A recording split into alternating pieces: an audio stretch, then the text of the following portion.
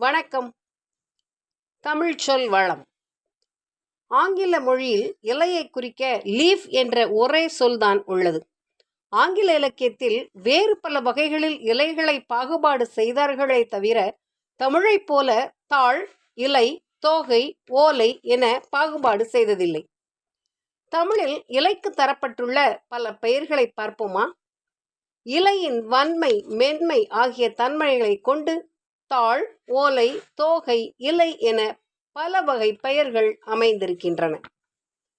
தாவரங்களின் இலை வகைகளை குறிக்கும் சொற்கள் புளி, வேம்பு இவற்றின் இலை இலை என வழங்கப்படுகிறது.